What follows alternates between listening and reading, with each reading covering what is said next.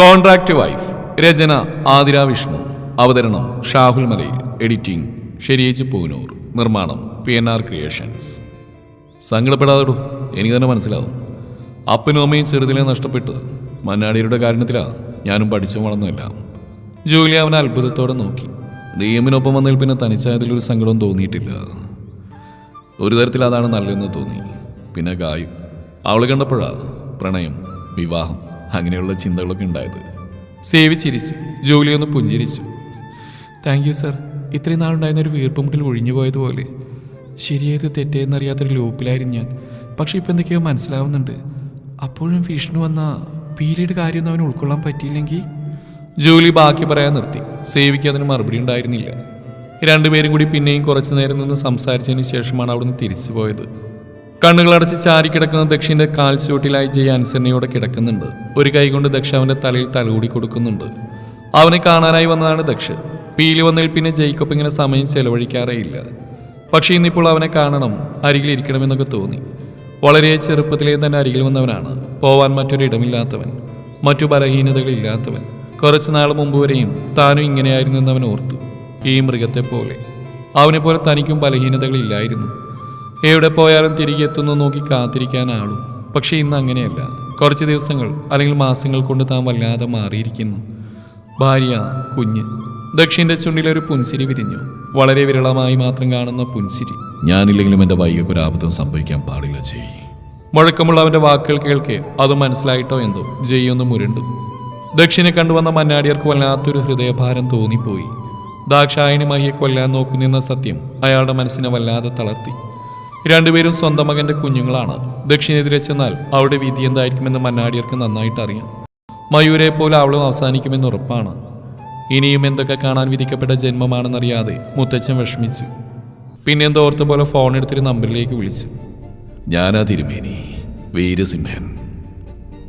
മനസ്സിലായി, ഇങ്ങനൊരു വിളി നോം പ്രതീക്ഷിച്ചിരുന്നു. അപ്പുറത്ത് തിരുമേനിയുടെ ചുണ്ടിലൊരു പുൻസിരി തെളിഞ്ഞു. എനിക്ക് മഹിയുടെയും ദക്ഷമോടെയും ജാതകം നോക്കണം. 30 വയസ്സ് വരെയുള്ള അവരുടെ ജീവിതമാണെന്ന് അങ്ങ് പറഞ്ഞിട്ടുള്ളത്. ഇന്നിപ്പോൾ മഹിയുടെ വിവാഹം കഴിഞ്ഞു. അവനൊരു അച്ഛനാകാൻ പോവാ. സന്തോഷമുള്ള കാര്യമായിട്ടും വല്ലാത്തൊരു ഭയം തോന്നുക എനിക്ക്. മഹിയൊരു അച്ഛനാകാൻ പോകുന്നതെന്നത് അപ്പുറം തിരുമേനി കേട്ടുള്ളൂ. ഞെട്ടലോടെ അയാൾ മുന്നിൽ കാണുന്ന മഹാദേവന്റെ ചിത്രത്തിലേക്ക് നോക്കി. ദേവന്റെ കണ്ണുകളിൽ എന്തിനോ ഒരു തിളക്കം പോലെ, കഴുത്തിൽ ചുറ്റിയ സർപ്പത്തിനൊരു ചലനം പോലെ. മഹാദേവാ. തിരുമേനി കണ്ണുകളടച്ചു പ്രാർത്ഥിച്ചു. മനാടിയാരെ, ഞാൻ തിരിച്ചു വിളിക്കാം. അപ്പോഴേക്കും മഹിയുടെ വേളിയുടെ നക്ഷത്രവും ജനനത്തീയതിയും സമയം കൂടി ഒന്ന് അന്വേഷിച്ച് പറയണം. തിരുമേനി പറഞ്ഞതിന് മുത്തച്ഛൻ സമ്മതറിയിച്ചുകൊണ്ട് ആ സംഭാഷണം അവസാനിപ്പിച്ചു. രാത്രി ഒരുപാട് വൈകിട്ടും റൂമിലേക്ക് വരാതിരിക്കുന്നവനറിയെ പീലിയുടെ മുഖത്തെ ദേഷ്യവും സങ്കടവും ഒരുപോലെ നിറഞ്ഞു. ഇനിയും വൈകുന്ന എന്തിനെന്ന ദേഷ്യത്തോടെ ബെഡിൽ നിന്ന് എഴുന്നേറ്റ് ചെന്ന് വാതിൽ തുറക്കാനായി ലോക്ക് പ്രസ് ചെയ്തതും ഹാൻഡിൽ പിടിച്ചതും അപ്പുറത്തുനിന്ന് അതാരോ നിസ്സാരമായി പിടിച്ചു വലിച്ചത് ഒന്നിച്ചായിരുന്നു. പ്രതീക്ഷിക്കാതെ ആയതുകൊണ്ട് പീലിയൊന്ന് മുന്നോട്ട് ആഞ്ഞുപോയി. ദക്ഷ അവളെ ചുറ്റി പിടിച്ചുകൊണ്ട് തന്നെ അകത്തേക്ക് കയറി. വിട്ട് എന്നെ, ലേറ്റ് ആവണമെന്ന് വിളിച്ചു പറഞ്ഞൂടെ? പീലി ഇത്തിരി ദേഷ്യത്തോടെ ചോദിച്ചു. ദക്ഷ അവളെ ഗൗരവത്തോടെ നോക്കി പേടിപ്പിക്കണ്ട. ഒരു ഭാര്യ കാത്തിരിക്കുന്നുണ്ടെന്നൊരു വിചാരമുണ്ടോ മയ്യേട്ടിന്? ഇനിയും ഒടുങ്ങാത്ത പരിഭവം പറച്ചിൽ അവനിലൊരു പുഞ്ചിരി വിരിയിച്ചു. അതേ ചിരിയോടെ അവളുടെ കവിളിൽ കുത്തിപ്പിടിച്ചുകൊണ്ട് അവൻ ആ മുഖത്തേക്ക് നോക്കി. കറുപ്പിച്ചെഴുതിയ കണ്ണുകളും നെറുകയിലെ സിന്ദൂരവും അവളെ ഒരു ദേവിയാക്കുന്ന പോലെ. നിന്നെ ഞാൻ പൂജിക്കണോ വൈക? കണ്ണിലേറിയ തിളക്കത്തോടെയായിരുന്നു ചോദ്യം. പീലി അവനെ കൂർപ്പിച്ച് നോക്കി. Really now you look like A goddess. ശരി, ഈ ദേവി ഭക്തനിപ്പോൾ എന്ത് വരാ വേണ്ടത്? പീലി കുറുമ്പോടെ ചോദിച്ചുകൊണ്ട് അവന്റെ കണ്ണിലേക്ക് നോക്കി. അടുത്ത നിമിഷം അവളെ ഒന്നാകെ വാരിയെടുത്തുകൊണ്ട് അവൻ ബെഡിനടുത്തേക്ക് നടന്നു. പീലി അവന്റെ മുഖത്തേക്ക് നോക്കി. ഐ നീഡ് യു വൈക until my last breath. ഉള്ളിൽ അലയടിക്കുന്ന പ്രണയത്തോടെ ദക്ഷ അവളുടെ കണ്ണിലേക്ക് നോക്കി. പീലി അവന്റെ നെഞ്ചിൽ മുഖം ചേർത്തൊന്ന് മുത്തി. അരികിലായി കിടന്ന കണ്ണിലും ചുണ്ടിലുമെല്ലാം പതിയെ വിരലോടിക്കുന്നവന്റെ കൈകൾ പീലി ഒരു ശാസനയോടെ പിടിച്ചു വെച്ചു. ദക്ഷ അവളെ സംശയത്തോടെ നോക്കി. ഇതൊന്നും ഇനി പാടില്ലെന്നോ ഡോക്ടർ പറഞ്ഞിട്ടുള്ളത്? പീലി അവനെ കുറുമ്പോടെ നോക്കി. ഐ നോ വൈക, ജൂനിയറിന്റെ സേഫ്റ്റി നോക്കേണ്ടത് സീനിയറിന്റെ കടമ തന്നെയാണ്. അവളുടെ നെറുകയിൽ ചുംബിക്കുന്നതിനൊപ്പം ഗൗരവത്തോടെ പറഞ്ഞു. ആ മറുപടിയിൽ ഉള്ളിൽ തുളുമ്പി വന്നൊരു പ്രണയത്തോടെ അവൾ അവന്റെ താടി ചുഴിയിൽ മെല്ലെ ചുംബിച്ചു. മയ്യേട്ട് ഇപ്പൊ ഭയങ്കര ഒരു പാവം പിടിച്ച സിംഹം. അവന്റെ സിംഹണിക്ക് മുമ്പിൽ മാത്രം. ബാക്കി അവൻ തന്നെ കൂട്ടിച്ചേർത്തു. പീലി അവന്റെ നെഞ്ചിലെ ചൂടിലേക്ക് പതുങ്ങിക്കിടന്നു. മരമയക്കുന്ന ഏതോ ഫോറിൻ പെർഫ്യൂമിന്റെ സുഗന്ധം. പീലി ആഞ്ഞൊന്ന് ശ്വാസമെടുത്തു. അതെ, ഞാൻ കാര്യം ചോദിക്കട്ടെ? കുറച്ചു നേരത്തെ മൗനത്തിന് ശേഷം എന്തോർത്ത പോലെ പൊടുന്നനെ അവൾ അവൻ്റെ മുഖത്തേക്ക് നോക്കി ചോദിച്ചു. സ്വതവേയുള്ള ഗൗരവം തന്നെയാണ് അവൻ്റെ മറുപടി. മഹിയുടെ മനസ്സിലുണ്ടായിരുന്ന പെൺകുട്ടി എങ്ങനെയാ? Excuse me? ദക്ഷിന്റെ കണ്ണുകളൊന്ന് കുറുകി. അയ്യോ, മഹിയേട്ടന്റെ സങ്കല്പത്തിലുള്ള പെൺകുട്ടി എങ്ങനെയായിരുന്നു എന്ന് ഒന്നുകൂടി വ്യക്തമായി ചോദിച്ചാ എങ്ങനെയുള്ള പെണ്ണിനെ കല്യാണം കഴിക്കാൻ ആഗ്രഹിച്ച്? കേൾക്കാൻ പാടില്ലാത്ത എന്തോ കേട്ട പോലെ ദക്ഷ അവളെ നോക്കി. പറയുന്നേ, എങ്ങനെയുള്ള പെണ്ണിനെയാ ഇഷ്ടം? ഇതൊരു അനാവശ്യ ചോദ്യമാണ് വൈക. അതൊന്നുമല്ല, എല്ലാവർക്കും ഓരോ സങ്കല്പങ്ങളുണ്ടാവില്ലേ? അതുപോലെ ഒരാളെ വേണം ജീവിത പങ്കാളിയായിട്ടെന്നൊക്കെ. പീലി നേരത്തെ ഒരു ചിരിയോടെ അവൻ്റെ കവിളിൽ ചുംബിച്ചു. ഉത്തരം കിട്ടാനുള്ള വിദ്യയാണെന്ന് അവൻ അറിയാം. അപ്പോൾ വൈകക്ക് അങ്ങനെയുള്ള സങ്കല്പങ്ങളൊക്കെ ഉണ്ടായിരുന്നു? പിന്നില്ലേ, എനിക്കുണ്ടായിരുന്നു. കാര്യമായി തന്നെ പീലി അത് പറയുമ്പോൾ ആ മറുപടി ഒട്ടും ഇഷ്ടപ്പെടാത്ത പോലെ അവൻ്റെ മുഖം ചുളിഞ്ഞു. സത്യം, എനിക്ക് ഉണ്ണിമുകുന്നതിനെ പോലെ ഒരാളായിരുന്നു ഇഷ്ടം. കാണാൻ ക്യൂട്ടായിട്ടുള്ള ഹാൻഡ്സ് ആയിട്ടുള്ള ആള്. പിന്നെ എൻ്റെ ഏട്ടനെ പോലെ അച്ഛനെ പോലെയൊക്കെ എന്നെ കെയർ ചെയ്യണം. പിന്നെ അടുത്ത നിമിഷം അവളെ ഒന്നാകെ ബെഡിലേക്ക് അമർത്തി വെച്ചുകൊണ്ട് ദക്ഷി രൂക്ഷമായി നോക്കി. ശരീരഭാരം അവളിൽ അമരാതെ തൊട്ടില്ലെന്ന പോലെയാണ് അവൻ കിടക്കുന്നത്. പെട്ടെന്നുള്ള റിയാക്ഷനിൽ കാര്യമൊന്നും മനസ്സിലാവാതെ പീലി അവനെ കണ്ണുമിഴിച്ച് നോക്കി. എന്താ പറ്റിയേ? പതിയെ വിക്കിക്കൊണ്ടുള്ള അവളുടെ ചോദ്യത്തിന് എന്തു പറയണമെന്നറിയാതെ അവൻ മൗനമായി. അല്ലെങ്കിൽ എന്താണ് പറയേണ്ടതെന്ന് അവൻ അറിയുന്നില്ല. അവൾക്കുള്ളിൽ തന്നിൽ മുന്നെയായി ആരോ സ്ഥാനം പിടിച്ചിരുന്നുള്ള ദേഷ്യമാണോ സങ്കടമാണോ പ്രകടിപ്പിക്കേണ്ടത്? അത്രയും ചൈൽഡിഷായിട്ട് ബിഹേവ് ചെയ്യാൻ അവനുള്ളിലെ റിയൽ അനിമൽ സമ്മതിക്കുന്നുമില്ല. ഉള്ളിൽ തോന്നിയ ദേഷ്യം അടക്കി പിടിച്ചുകൊണ്ട് അവൻ അവളിൽ നിന്ന് അകന്നു മാറി ബെഡിലേക്ക് തന്നെ കമിഴ്ന്നു കിടന്നു. ആ പ്രവൃത്തിയുടെ ഒന്നും അർത്ഥം മനസ്സിലാവാതെ പീലിയുടെ മുഖം ചുളിഞ്ഞുപോയി. ആദ്യത്തെ പകപ്പ് മാറിയതും അവൾ അവൻ്റെ പുറത്തേക്ക് കവിളുകൾ അമർത്തി വെച്ച് കിടന്നു. എന്നിട്ടും അവനൊന്നും മിണ്ടാതെ കണ്ണുകൾ അടച്ച് കിടന്നതേയുള്ളൂ. എന്തിനാ ദേഷ്യം വന്നേ? പീലി അവൻ്റെ പുറത്തെ ടാറ്റോവിൽ പതിയൊന്ന് ചുംബിച്ചു. പറയുന്നേ, എന്തിനാ ദേഷ്യം? ഞാനങ്ങനെ ചോദിച്ചിട്ടാണോ? നിന്നെ കാണുന്നതിന് മുമ്പ് വരെയും നീ ചോദിച്ച പോലൊരു സങ്കല്പം എനിക്കില്ലായിരുന്നു വൈക. എന്ന് വെച്ചാ? ദാറ്റ് മീൻസ് ഞാൻ ആഗ്രഹിച്ച നിന്നെയായിരുന്നു. എന്നെ പോലെയോ? പീലിയുടെ കണ്ണുകളൊന്ന് വിടർന്നു. ചുണ്ടിൽ വിരിഞ്ഞെന്ന പുഞ്ചിരിക്ക് മാറ്റേറിയതുപോലെ. നിന്നെ പോലെയല്ല വൈക, നിന്നെ മാത്രം. അത്രമേൽ മുഴക്കമുള്ള ശബ്ദത്തിൽ അത്രയും പ്രണയമായിരുന്നു. പീലി അവനെ മതിവരാത്ത പോലെ വീണ്ടും ചുംബിച്ചു. ഇപ്പം എനിക്ക് തോന്നുകയാണേ, എന്നെ ഒത്തിരി സങ്കടപ്പെടുത്തിയത് ഇതുപോലെ എന്നെ മാത്രം സ്നേഹിക്കുന്ന ആളെ തരാൻ വേണ്ടിയാവുന്നു. പീലി അവൻ അഭിമുഖമായി കിടന്നുകൊണ്ട് അവൻ്റെ കണ്ണിലേക്ക് നോക്കി. ദക്ഷ അപ്പോഴും മൗനം പാലിച്ചതേയുള്ളൂ. ഇനി ഒന്നുകൂടെ ചോദിക്കട്ടെ? ഇത്തിരി കൊഞ്ചലോടെ അവൾ അവൻ്റെ കൈക്കുള്ളിലേക്ക് ഒതുങ്ങിക്കിടന്നു. ചോദ്യങ്ങൾ ഇനിയും തുടരുമെന്ന് അവനും അറിയാം. അവൾക്കിങ്ങനെ സംസാരിച്ചിരിക്കാൻ അത്രയും ഇഷ്ടമാണ്. ഒരാൾക്ക് നിസ്സാരം എന്നൊക്കെ തോന്നുന്ന ചോദ്യങ്ങളാവും പലതും.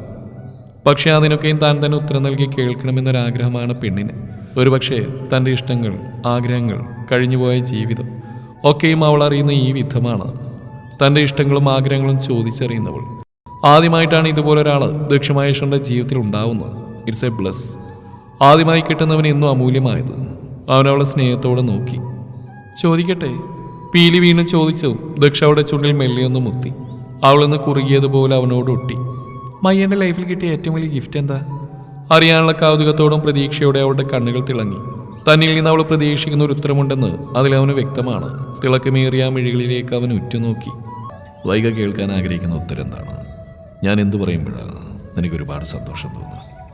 അയ്യ, എൻ്റെ സന്തോഷത്തിനാണ് മറുപടി അറിയേണ്ടത്. മയ്യേട്ടൻ്റെ ഇഷ്ടമല്ല എനിക്കറിയേണ്ടത്. ഇത്തിരി ചൊടിയോടെ അവളുടെ നോട്ടം ഒന്ന് കൂർത്തു. അവന് നെഞ്ചു തുളച്ച് കയറുന്ന പോലൊരു നോട്ടം. ആൻസർ മീ വൈക. ഞാൻ എന്തു പറയണമെന്നാണ് വൈകയുടെ ആഗ്രഹം?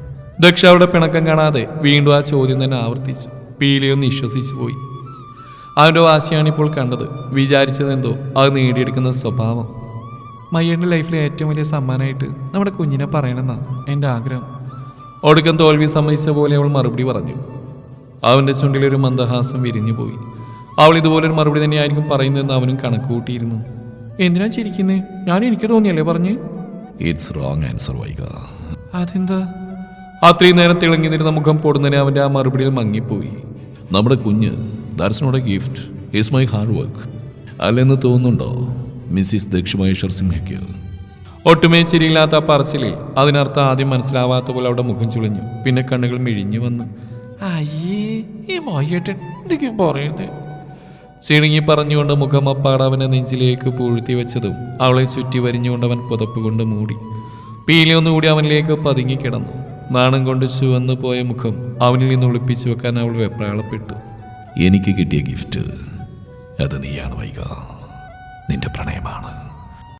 കാതോരം പതിയെ ചുംബിച്ചുകൊണ്ട് അവളുടെ ചോദ്യത്തിനുള്ള ഉത്തരം അവൻ പറഞ്ഞു. ഇനിയും അവനിലേക്ക് ചേരാനാണ് അവൾക്ക് തോന്നിയത്. ഭ്രാന്ത് പിടിച്ചതുപോലെ ജീവൻ പോലും അവന് സമർപ്പിക്കാൻ തോന്നും വിധം അത് അവളിൽ പടർന്നു പന്തലിച്ചു. സാർ, ഒരു പാഴ്സൽ വന്നിട്ടുണ്ട്.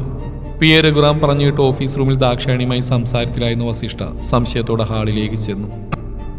അത്യാവശ്യം വലിയൊരു ബോക്സിൽ ബ്ലൂ ഗിഫ്റ്റ് റാപ്പർ കൊണ്ട് ഭംഗിയായി തന്നെ അലങ്കരിച്ചു വെച്ചിരിക്കുന്നു. വസിഷ്ഠയുടെ ഉടലൊന്ന് വിറവുണ്ട്. ദക്ഷ കാര്യം മനസ്സിലാവാത്ത പോലെ നിൽക്കുന്നുണ്ട്. എന്താ വസു, എന്താ പറ്റി? എന്തിനാ താൻ നെർവസ് ആവുന്നേ? ഇതാരും ഗിഫ്റ്റ് അയച്ചാണല്ലോ, എന്നിട്ട് അത് ഓപ്പൺ ചെയ്യാത്ത എന്താ? ഏയ് no, don't do that. Daksha നിസ്സാരം പോലെ ആ ബോക്സ് ഓപ്പൺ ചെയ്യാൻ വേണ്ടി അതിനടുത്തേക്ക് നടന്നു. വല്ലാത്തൊരു വെപ്രാളത്തോടെ വസിഷ്ഠ അവളെ പിടിച്ചു വെച്ചു. എന്താ വസു? അവളെ അവൻ കൊന്നു. പതർച്ചയോടെ വസിഷ്ഠ അത് പറഞ്ഞു. ദക്ഷ ഒരു ഞെട്ടലോടെ അവനെ നോക്കിപ്പോയി. DM അവനാണോ? ഞാൻ പറഞ്ഞില്ലേ, പിടിക്കപ്പെട്ട് കാണും. അവന്റെ സാമ്രാജ്യത്തിൽ കയറി അവന്റെ റാണിയെ തന്നെ കൊല്ലാൻ നോക്കിയതിനുള്ള പ്രതിഫലം. പല്ലുകടിച്ച അമർഷത്തോടെ അവനത് പറയുമ്പോൾ ദക്ഷയും തന്റെ പകയും ദേഷ്യം അടക്കി പിടിച്ചുകൊണ്ട് അത് കേട്ട് നിന്നു. ഈ യുദ്ധത്തിൽ എല്ലായ്പ്പോഴും ജയിക്കുന്ന അവനാണ് വസു. നമ്മൾ എന്ത് ചെയ്തിട്ടും വീണ്ടും തോറ്റുപോകുന്ന പോലെ. അവൻ ജനിച്ച അന്നതിനെ പ്രതിഭാമയ്ക്ക് അവനെ കൊന്നാ മതിയായിരുന്നു. എങ്കിൽ നമ്മുടെ തലക്കുമുള്ളിൽ ഒരു കാലിനെ പോലെ അവന് നിൽക്കില്ലായിരുന്നു. പക്ഷേ ഇനി തോൽക്കാൻ പോകുന്ന അവനാണ് തെച്ചു. ഇനി കൊടുക്കുമ്പോ അവന്റെ മർമ്മത്തിലിട്ട് തന്നെ കൊടുക്കണം. അതിപ്പോ എവിടെയാണെന്ന് നമുക്കറിയാലോ. വൈക? ദക്ഷ സംശയത്തോടെ അവനെ നോക്കി. Exactly, Mrs Daksha Maheshwar Simha. അവളെ കൊല്ലാൻ നീ ആളെ വിടാന്നാണോ? നോ. പിന്നെ വിഷ്ണു. എന്ത് വില കൊടുത്തും വിഷ്ണുവിനെ നമുക്കിടം പുറത്തിറക്കണം തെച്ചു. പറ്റുമെങ്കിൽ ഈ വീക്ക് തന്നെ. DM-ന്റെ ചൂടുകൾ പിഴക്കാൻ പോകുന്നത് അപ്പോഴാവും. നമ്മൾ പറഞ്ഞിട്ടായിരിക്കണം. വൈക DM-ന്റെ ഭാര്യയാണെന്ന് അവനറിയേണ്ടത്. അവനെ ചതിച്ചനിയെത്തിയ വിലക്കെടുത്ത DM-നെ നമുക്ക് മുന്നേ വിഷ്ണു തീർക്കട്ടെ. DM-ന്റെ അടി തെറ്റുമ്പോ വൈകയെ നമ്മളില്ലാതെയാക്കും. വിഷ്ണു പിന്നെ ഒരിക്കലും സത്യങ്ങളൊന്നും അറിയുകയുമില്ല. ക്രൂരമായ ചിരിയോടെ വസിഷ്ഠ പറഞ്ഞു നിർത്തുമ്പോൾ ദക്ഷയുടെ ചുണ്ടുകളും വിടർന്നു. സെക്കൻഡ് ഫ്ലോറിലെ ജിമ്മിൽ നിന്ന് രാവിലത്തെ വർക്കൗട്ട് കഴിഞ്ഞ് റൂമിലേക്ക് വന്ന ദക്ഷിന്റെ കണ്ണുകളൊന്ന് കുറുകി. What happened? തളർച്ചയോടെ ഗായത്രിയുടെ തോളിൽ കിടക്കുന്ന പീലിയെയും അവൾക്കരികിലായി നിൽക്കുന്ന ജൂലിയെയും കാണാൻ അവൻ വേഗത്തിൽ അവരുടെ അടുത്തേക്ക് ചെന്നു. ജൂലിയുടെയും ഗായുവിന്റെ ഉള്ളൊന്ന് ആളിപ്പോയി. പെട്ടെന്നുള്ള അവന്റെ വരവും ചോദ്യമെല്ലാം രണ്ടുപേരും ശരിക്കും ഞെട്ടി. ഒരു സിംഹത്തിന് മുമ്പിൽ ചെന്നുപെട്ടപ്പോഴുള്ള ഭയമാണ് അവനെ കാണുമ്പോൾ രണ്ടുപേർക്കും നോട്ടം പോലും നേരിടാനാവില്ല. വൈക, അറിയോ? ഓക്കെ? ദക്ഷ അവൾക്കടുത്തേക്ക് ഇരുന്നോണ്ട് ചോദിച്ചു. ഒന്നില്ലേ മയ്യേട്ട, വോമിറ്റ് ചെയ്തു, അതിന്റെ ക്ഷീണ. പീലി തളർച്ചയിലൊന്ന് പുഞ്ചിരിച്ചുകൊണ്ട് അവന്റെ തോളിലേക്ക് ചാഞ്ഞു. ജൂലി. മുഴക്കമുള്ള അവന്റെ ശബ്ദത്തിൽ ജൂലിക്കൊപ്പം ഗായുവും ഞെട്ടി. Sir, call the doctor. Then കിച്ചണിലെ സ്റ്റാഫിനെ സെറ്റിൽ ചെയ്ത് പറഞ്ഞിട്ടേക്കും.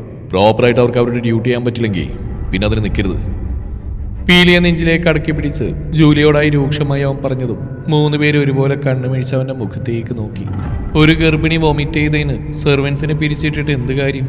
ഇവൾ കൊടുക്കുന്ന ഭക്ഷണം കൃത്യമായിട്ട് പരിശോധിക്കണമെന്ന് എത്ര തവണ ഞാൻ... അയ്യോ, ഇതൊന്നല്ല മയ്യേട്ടാ. ഇനിയും ജൂലിക്ക് നേരെ അവൻ ഷൗട്ട് ചെയ്യാൻ തുടങ്ങിയതും പീലി ഇടക്കേറി പറഞ്ഞു.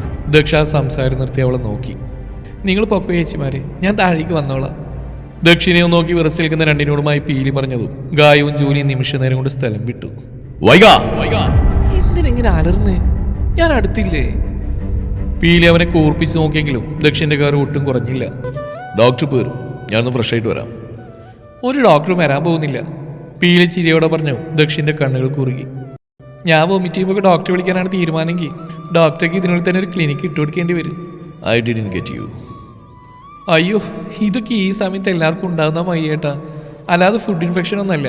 പിന്നെ ഇതിന്റെ പേരിൽ ആ പാവങ്ങളെ പിരിച്ചുവിടല്ലേ? അവരൊന്നും ചെയ്തിട്ടില്ല. ഞാൻ എഴുന്നേറ്റ് ഇത്തിരി വെള്ളം കുടിച്ചേ ഉള്ളൂ, അപ്പോഴാ വോമിറ്റ് ചെയ്തേ. പീലി സമാധാനത്തോടെ പറഞ്ഞു കൊടുത്തു. ദക്ഷ അവളെ കണ്ണീമ ചിമ്മാതെ നോക്കി.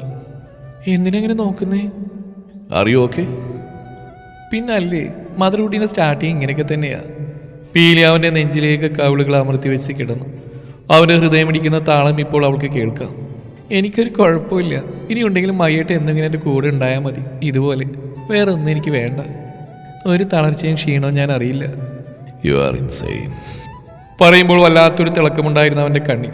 പീലി ഭംഗിയായി പുഞ്ചിരിച്ചുകൊണ്ട് അവൻ്റെ നെറുകയിൽ ചുണ്ടിയേർത്തു. ആണല്ലോ, എനിക്ക് ഭ്രാന്ത് തന്നെയാ. ഈ ആളോടുള്ള പ്രണയം തലക്ക് പിടിച്ച് വട്ടായതാ. പീലി ചിരിച്ചു. ഞാൻ നിന്നെ ഒരുപാട് വേദനിപ്പിച്ചിട്ടുണ്ട് വൈക. പകരം അതിൽ ഇരട്ടിയായിട്ട് ഇപ്പം എന്നെ പ്രണയിക്കുന്നുണ്ട്. പീലി അവൻ്റെ കണ്ണിലേക്ക് നോക്കി. എനിക്കറിയാതെ എന്നെ എത്ര ഇഷ്ടമുണ്ടെന്ന്. ഈ മനസ്സിലെ സ്നേഹവും പ്രണയമെല്ലാം വൈകക്ക് മാത്രം ഉള്ളതാണെന്ന്. എൻ്റെ ഭാഗ്യം അത്. അവൾ അത്രമേൽ ഭംഗിയായി പുഞ്ചിരിച്ചു. പറയാൻ വാക്കുകളില്ലാത്ത പോലെ അവൻ മൗനമായി. പിന്നെ കഴിഞ്ഞു പോയതിലെല്ലാം ഞാനും തെറ്റുകാരിയാണ്. ഏട്ടനു വേണ്ടിയാണെങ്കിലും എല്ലാത്തിനും സമ്മതം പറഞ്ഞ് ഞാൻ തന്നെയാണ്. പിന്നെ എങ്ങനെ അതൊരാളുടെ മാത്രം തെറ്റാവും? പീലി വീണ്ടും അവനെ നെഞ്ചിൽ പതുങ്ങിക്കിടന്ന് കണ്ണുകൾ അടച്ചു. നമ്മൾ തീരുമാനിച്ച കാര്യം ദൈവസു? രാവിലത്തെ കോഫി എടുക്കുന്നതിൽ ദക്ഷ അവൻ്റെ മുഖത്തേക്ക് നോക്കി ചോദിച്ചു. ബുദ്ധിമുട്ടാണ്, പ്രത്യേകിച്ച് ഇപ്പുറത്ത് DM ആവുമ്പോൾ. നമ്മൾ പ്ലാൻ ചെയ്തു വെച്ചിരിക്കുന്ന നടക്കാൻ പ്രയാസം തന്നെയാണ്. എന്ന് വെച്ചാൽ അതിനകത്ത് ഇപ്പോൾ വിഷ്ണു അനുഭവിക്കുന്ന കാരണം അവനാണെന്നാണോ? ദക്ഷയുടെ കണ്ണുകൾ കുറുകി.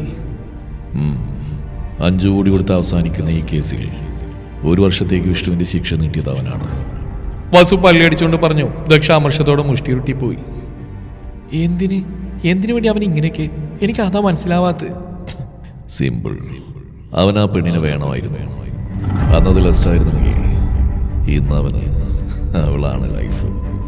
വസു പുച്ഛത്തോടെ ചിരിച്ചു. തുടരും ഈ കഥയുടെ ബാക്കി ഭാഗം നാളെ ഇതേ സമയം.